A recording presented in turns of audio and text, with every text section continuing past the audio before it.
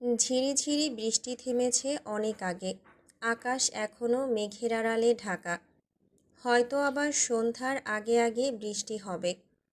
নুসরাত ইরহামের সাথে কাঁধে কাঁধ মিলিয়ে বাহিরে বের হতে হতে আর চোখে তাকালো গ্যারেজের দিকে। ইরহামের তাড়ায় পেছনে ভালো করে দেখতে পারল না। দ্রুত পা চালিয়ে সামনে যেতে যেতে নুসরাত ইরহামকে জিজ্ঞেস করল, কোথায় যাচ্ছি আমরা? ইরহাম মৃদু স্বরে আওড়ালো, গেলেই দেখতে পাবি। রাস্তার পাশ দিয়ে হাঁটার সময় স্যাঁতসেঁতে পানির স্পর্শ পাওয়া গেল। নিজের থেকে 2 ইঞ্চি লম্বা জুতো কাদার সাথে মিলেমিশে একাকার হলো। হাঁটু পর্যন্ত লম্বা হোয়াইট কালার হ্যালো কিট্টির টি শার্টেও কাদা লাগলো। নুসরাত এক হাত দিয়ে নিজের কাপড় থেকে কাদা ঝেড়ে ফেলতে ফেলতে জিজ্ঞেস করল, এক্স্যাক্ট বল কোথায়? ইরহাম কথা বলল না, তাই নুসরাত ইরহামের দিকে কপাল কুঞ্চিত করে তাকালো। ইরহামের চোখ অনুসরণ করে সামনের দিকে তাকাতেই অজানা ভয়ে ভেতরে কিছু একটা শঙ্কিত হলো। সুরভিকে বারান্দায় দাঁড়ানো দেখে হাঁ করে ওই দিকে একদৃষ্টিতে তাকিয়ে আছে ইরহাম। নুসরাত ইরহামের হাত চেপে ধরতেই কেঁপে উঠল পুরুষালী শক্ত সামর্থ্য শরীরটা। নুসরাতকে তীক্ষ্ণ চোখে তাকে অবলোকন করতে দেখে চোখ সরিয়ে নিল। আশেপাশে চোখ ঘোরাতে ঘোরাতে হাঁটতে নেবে নুসরাত শক্ত করে হাত চেপে ধরল। ইরহাম পিছু ফিরে ভ্রু বাঁকাতেই নুসরাত ঠোঁট কামড়ে মলিন কণ্ঠে নিষেধাজ্ঞা জারি করল, মাথা থেকে ঝেড়ে ফেল ইরহাম, ও তোর কখনোই হবে না। আবেগ হোক আর গভীর কোনো অনুভূতি হোক, বাড়ার আগে সেটা সারিয়ে ফেল, না হলে ভবিষ্যতে তোকে কষ্ট পেতে হবে। ইরহাম কথা বলল না, চুপচাপ হেঁটে সামনে অগ্রসর হলো। নুসরাতের হাত তখনও তার হাতের মুঠোয়। নুসরাতকে হাঁটতে না দেখে ইরহাম জোরে টান দিল। নুসরাত হুমড়ি খেয়ে সামনে আসতেই ইরহাম নিজের বাহুতে নুসরাতকে নিল। নুসরাতের চোখের দিকে হালকা ঠোঁটে হাসি আনল। মোলায়েম কণ্ঠে নিজের সাফাই গাইল, সেরকম কিছু না। নুসরাত নিজেও শক্ত কণ্ঠে বলল, না হলে সবার জন্যই মঙ্গল, বিশেষ করে তোর জন্য। এই একটু পথ আসতে আসতে নুসরাতের পায়ের গোড়ালি, টি শার্ট, জুতো সব কাদার সাথে মাখামাখি খেল। ফুটবল খেলার মাঠে পৌঁছাতেই ঝুঁকে কাপড় পরিষ্কার করতে লাগলো। ঠোঁট কামড়ে মুখ দিয়ে চসূচক শব্দ উচ্চারণ করে সে। নিজের পেছনে কারোর উপস্থিতি পেয়ে মাথা ঘুরিয়ে পেছনে তাকাতেই চোখাচোখি হলো দুটো কালো মণির মালিকের চোখের সাথে। ম্যানলি মাস্কি পারফিউমের সুগন্ধি নাক চিরে ভেতরে প্রবেশ করল। কানে আসলো পুরুষালী গম্ভীর স্বর, মিসেস। নুসরাত চোখ সরিয়ে নিয়ে ঝটপট আরশের থেকে 2 পা পেছনে সরে গেল। আরশকে সেখানে দাঁড়ানো দেখে কোনো ভাবাবেগ হলো না তার। স্থির দাঁড়িয়ে থাকলো নিজের জায়গায়। আরশ গম্ভীর গলায় শুধালো, ভয় করছে না? নুসরাতের নিরুদ্বেগ গলায় প্রশ্নের উত্তর আসলো, না। আরশ শটান হয়ে দাঁড়িয়ে পকেটে হাত ঢোকালো আরাম করে। ঠোঁট বাঁকাতেই পুরুষালী ক্লিন শেপ এক গালে গর্তের সৃষ্টি হলো। নুসরাতের দিকে নির্বিঘ্নে 1 পা 2 পা করে এগিয়ে গিয়ে একদম সন্নিকটে দাঁড়ালো। নিজেদের ভেতরে শরীরের দূরত্বটুকু মেটালো না। কানের কাছে ঠোঁট নামিয়ে ফিসফিসে আওয়াজে জিজ্ঞেস করল, কষ্ট হয়নি মিসেস? নুসরাত নির্বিকার চিত্তে চেয়ে রইল। প্রখর গরম শ্বাস ফেলে নির্লিপ্ত কণ্ঠে উত্তর দিল, একদম না। বুকের বাপাশে আলাদা একটা ঠান্ডা নেমে এসেছিল আপনাকে কষ্ট পেতে দেখে। গম্ভীর গলায় হাসল আরশ। নিজেদের ভেতরে দূরত্ব বাড়াতে সরে গেল নুসরাতের থেকে। নুসরাতের বিপরীতে দাঁড়িয়ে মন ভুলানো হাসি দিল। ইরহাম নুসরাতের পাশে দাঁড়িয়ে চুপচাপ সব কিছু লক্ষ্য করছিল। আরশ হঠাৎ নুসরাতকে সামনের দিকে ইশারা করল তাকানোর জন্য। নুসরাত কপালে ভাঁজ ফেলে সামনে তাকাতেই চোখে ভেসে উঠল নিজের অতি প্রিয় বাইক। দ্রুত পদক্ষেপে পা বাড়াবে সেদিকে আরশ হাত ধরে থামিয়ে দিল তাকে। নুসরাত ভ্রুযুগল কুঞ্চিত করতেই আরশ ঠোঁটে বাঁকা হাসি ঝুলিয়ে নিজের পকেট থেকে দিয়াশলাই বের করে ছুঁড়ে মারল বাইক যেখানে রাখা ওখানে। কেরোসিন ঢালা ছিল বাইকের চারপাশে। সামান্য আগুনের সংস্পর্শে দপদপ করে লাল শিখার লেলিহান রশ্মি দাবানলের মতো জ্বলে উঠল চারিদিকে। নুসরাত স্থির চেয়ে রইল আগুনের ভেতর পুড়তে থাকা বাইকের দিকে। বুকের ভেতর মুচড়ে উঠল। ঢোক গিলে নিজেকে স্বাভাবিক রাখার বৃথা চেষ্টা করল। আরশের দিকে চাইতেই আরশ ঠোঁট কামড়ে হাসল। নুসরাত নিজেও হাসল। বুকের বাপাশে হাত চেপে ধরে ফিসফিস করে আওড়াল, উপস, কষ্ট পেলাম কাজিন ব্রাদার। আরশের দিকে এগিয়ে আসলো নুসরাত মুখে হাসি ঝুলিয়ে। হাত তুলে আরশের সাদা শার্টের কাজ ঝেড়ে ময়লা পরিষ্কার করে দিল। বুকের যেখানে গুলি করেছিল সেখানে হাত রেখে মুখ ব্যথাতুর করে দুঃখ প্রকাশ করল। ওই জায়গায় আঙুল স্থির রেখে ফিসফিস করে বলল, কাজিন ব্রাদার, ওই দিকে দেখুন।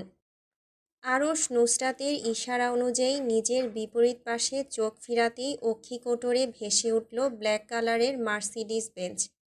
চোখ গাড়ির উপর থেকে সরানোর আগেই তাতে দপদপ করে আগুন ধরতে লাগল। দুই পাশের আগুনের শিখা এত তাড়াতাড়ি বাড়তে লাগলো দেখে মনে হলো নিমিষেই তা আকাশ ছুঁয়ে ফেলবে। নুসরাত আরশের বুক থেকে হাত সরিয়ে নিয়ে কাঁধ থেকে আবারও ময়লা ঝেড়ে নেওয়ার মতো করল।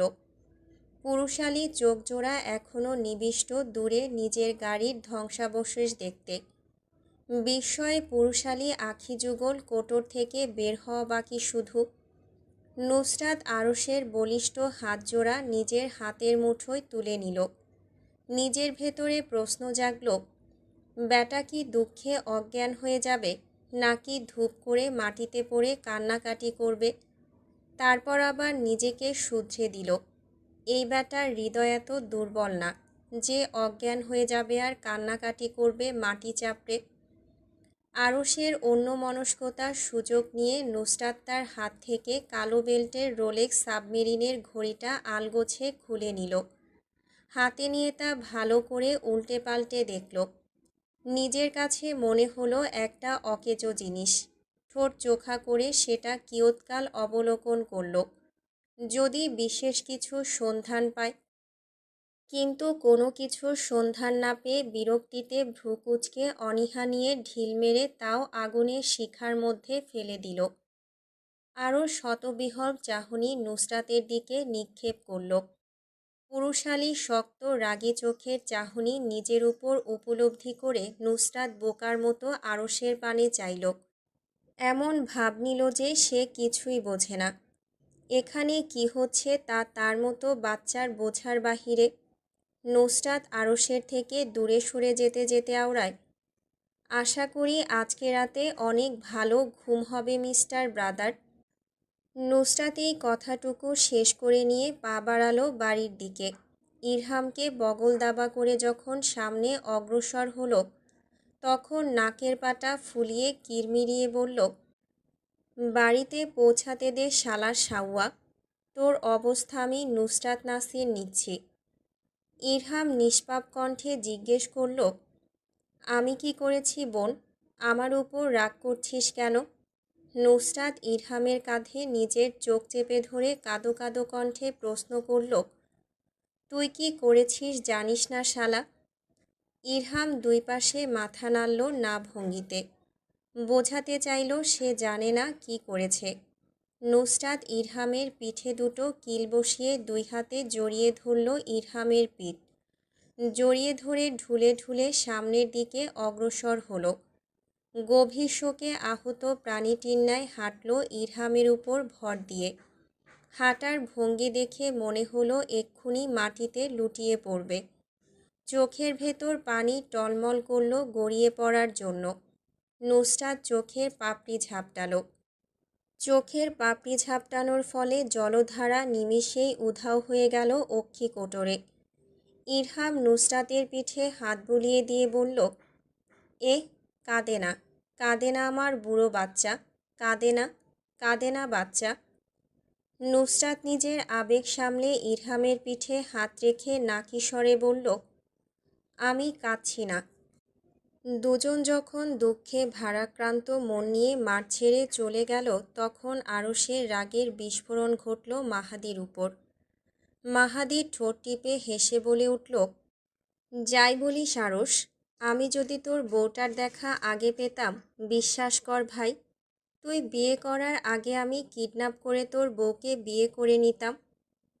কথা শেষ করে আরশের দিকে চোখ রাখতেই মাহাদি দুই পাশে মাথা নাড়িয়ে না করল। সে এটা বলতে চায়নি, মুখ ফসকে বের হয়ে গেছে। ঠোঁট দুই হাতে চেপে ধরল। উপলব্ধি হলো ভুল জায়গায় ভুল কথা বলে ফেলেছে। যতক্ষণে পালানোর চিন্তা মাথায় আসলো, ততক্ষণে তার কলার আরশের হাতের মুঠোয় চলে গেছে। আরশ রাগী চোখে চেয়ে দাঁতে দাঁত চেপে হিসিয়ে জিজ্ঞেস করল, আমার বউকে বিয়ে করে নিতি? মাহাদি দুই পাশে মাথা নাড়ল। অপরাধীর মতো মুখ বানিয়ে উত্তর দিল, মজা করছিলাম ভাই। আরশ মাহাদির কলার টেনে ধরে নিজের কাছে নিয়ে আসলো। কলারে ধরা হাত ধীরে ধীরে আরও বেশি জোরালো হলো। দাঁতে দাঁত চেপে কণ্ঠ খাদে নামিয়ে বলে উঠল, কিন্তু আমি তো এটা সিরিয়াসভাবে নিয়েছি, এখন কি হবে? বাড়ি ফিরেই নুসরাতের কান্নাকাটি শুরু হলো। যেরকম সেরকম কান্না নয়, সোফার মধ্যে মুখ চেপে কান্না। কোনো শব্দ হলো না। সবাই শুধু চুপচাপ দাঁড়িয়ে দেখল। ইরহাম সান্ত্বনা দেওয়ার জন্য পিঠে হাত বুলিয়ে নিয়ে বলে উঠল, হয়েছে, কান্নাকাটি বন্ধ কর। নুসরাত ইরহামের সান্ত্বনার বাণী কানে তুলল না। নিজের গা থেকে ইরহামের হাত সরিয়ে ঝাড়ি মেরে বলল, তোর পশ্চাৎ দেশে লাথি মেরে এখান থেকে বের করার আগে তুই ভালোই ভালোই বের হয়ে যা। নুসরাতের কথায় ইরহাম কিছু মনে করল না। ঠোঁট ফুলিয়ে শ্বাস ফেলল। নুসরাতকে একা থাকার সুযোগ করে দিয়ে দোতলায় মমর সাথে কথা বলতে চলে গেল। সন্ধ্যাবেলা নাসির সাহেব জরুরি তলব দিলেন নুসরাতকে। না চাইতেও নুসরাতকে মুখ ফুলিয়ে উঠে আসতে হলো সেখান থেকে।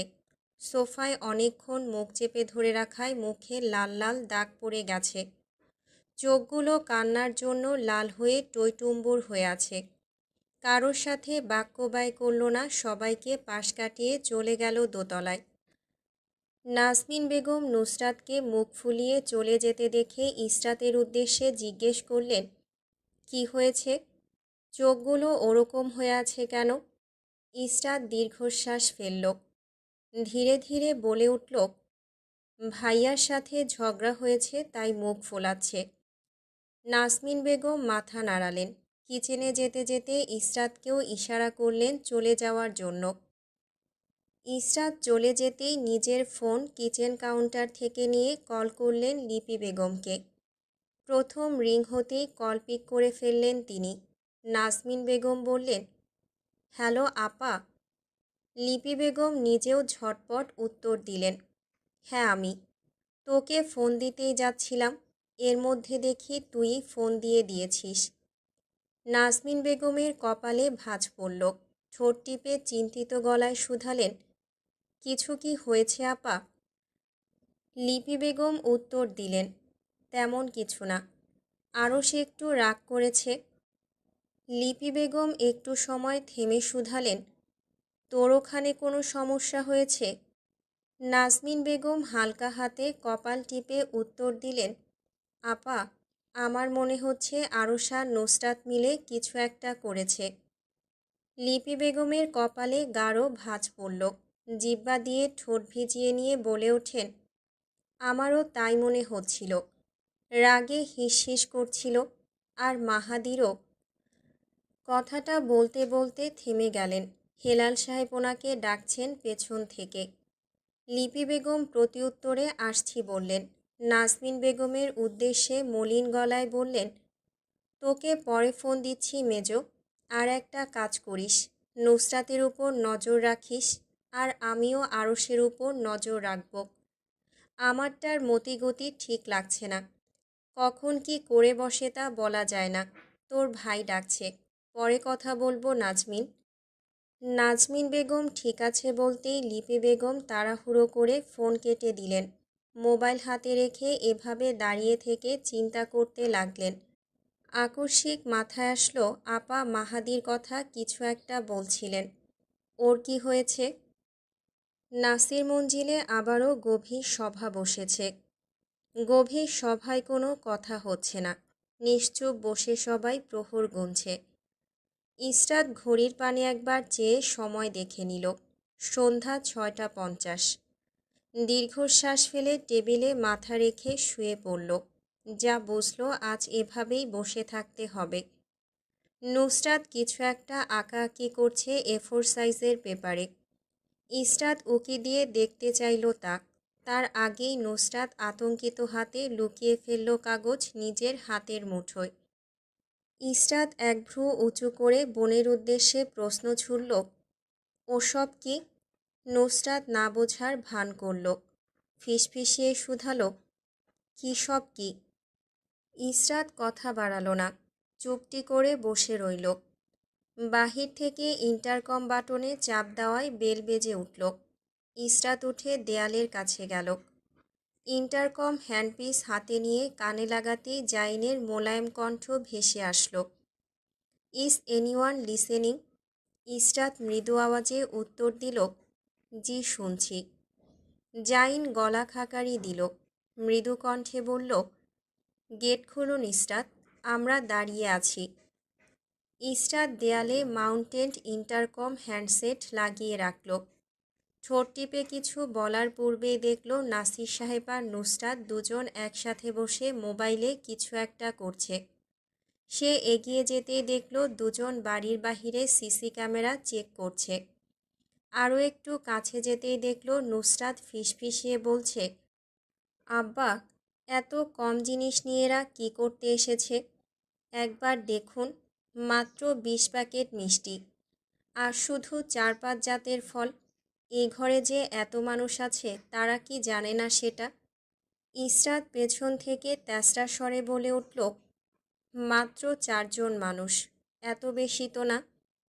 নুসরাত বিরক্তিতে কপাল কুঁচকে ফেলল। অভিযোগ করার মতো করে বলল, উফ আব্বা, এই মেয়েকে সরান। এর জন্য আমি ঠিকমতো মানুষের ব্যাপারে কথা বলতে পারি না। ইসরাত নুসরাতকে ঠিক করে দিয়ে বলল, ওইটা কথা বলা বলে না, মানুষের পিঠ পিছে তার নামে পরনিন্দা করা বলা হয়। যা, আমরা পরনিন্দাই করলাম, তোর এখানে কি? যা, তোর শ্বশুর আর আব্বার শ্রদ্ধেয় ভাই এসেছেন, তাদের আপ্যায়ন কর গিয়ে। ইসরাত ঠোঁট বাঁকিয়ে হাসল।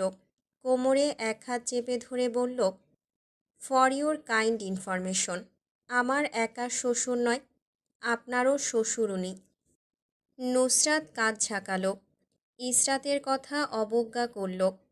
মৃদু আওয়াজে হাসতে হাসতে বলে উঠল, আপনার শ্রদ্ধেয় শ্বশুর অনেক আগেই আমাদের ডিভোর্সের ব্যবস্থা করে ফেলেছেন, তাই এই বিয়ে বেশি দিন স্থায়ী হবে না, আর উনিও আমার শ্বশুর থাকবেন না। নাসির সাহেব নুসরাতের কথায় সহমত পোষণ করলেন। ইসরাত তীক্ষ্ণ কণ্ঠে জিজ্ঞেস করল, তাহলে তুই কি আর বিয়ে করবি না? নুসরাত স্ট্রাক করল। ঠোঁট কামড়ে হেসে উঠল। ভ্রুক্ষেপহীন গলায় প্রশ্নের পিঠে প্রশ্ন করল, তোকে বলেছি আমি বিয়ে করব না, নিজের পছন্দ অনুযায়ী একটা হ্যান্ডসাম ছেলে বিয়ে করব। ইসরাত ভেংচি কাটল।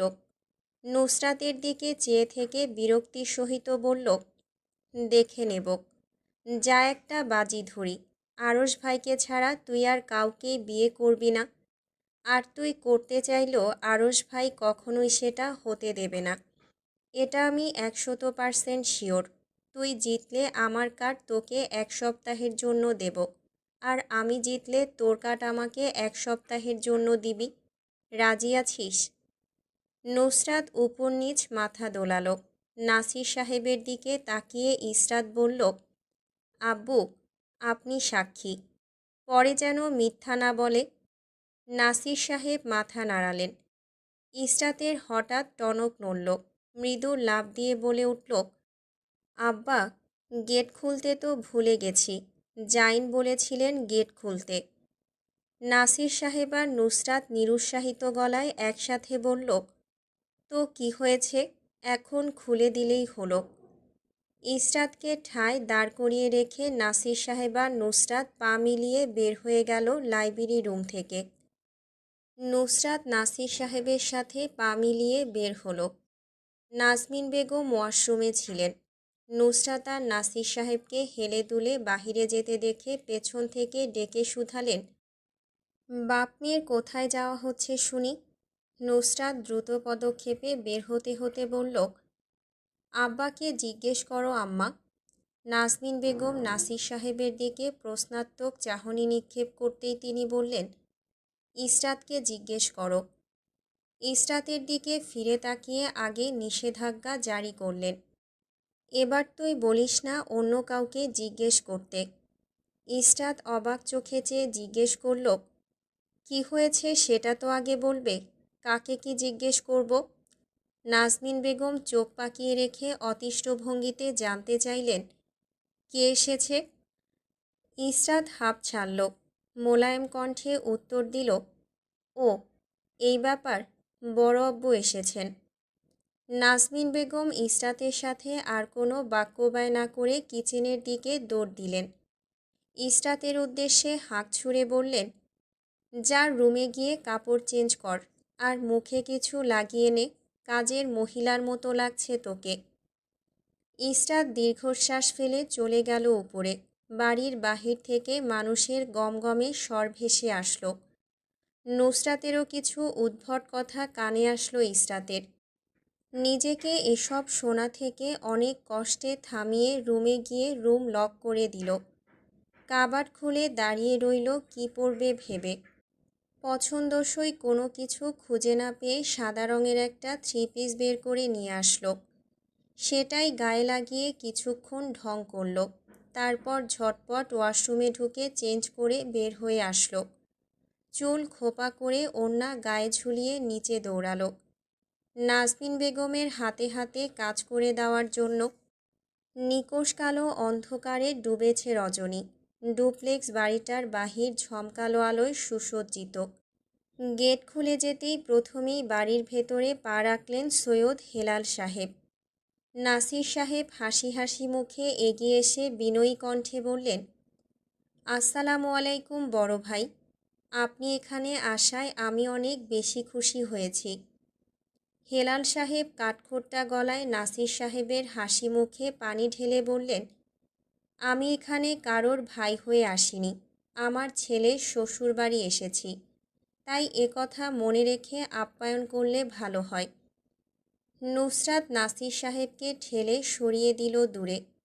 নিজের ঠোঁটে মেকি হাসি ঝুলিয়ে সামনে এসে ঠাট্টা করে বলল, ইসরাতের শ্বশুর আঙ্কেল, ছেলের শ্বশুরবাড়ি প্রথমবার আসলেন, আর এই সামান্য জিনিস নিয়ে আসলেন, এটা কি একটু বেশি কঞ্জুসি হয়ে গেল না?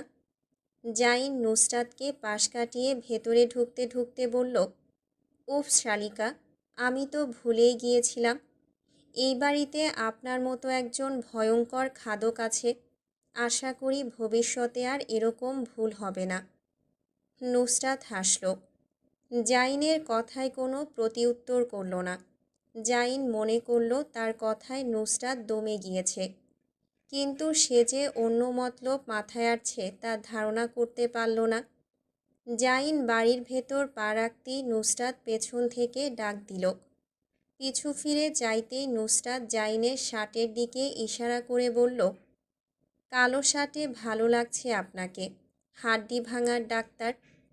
জাইন নিজের চওড়া কাঁধ ঘুরিয়ে এমনভাবে ভিতরে প্রবেশ করল যেন নুসরাতের কথা তার কানেই যায়নি।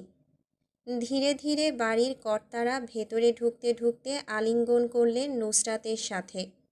দুজনেই মাথায় হাত বুলিয়ে দিয়ে নুসরাতের কপালে চুমু খেলেন।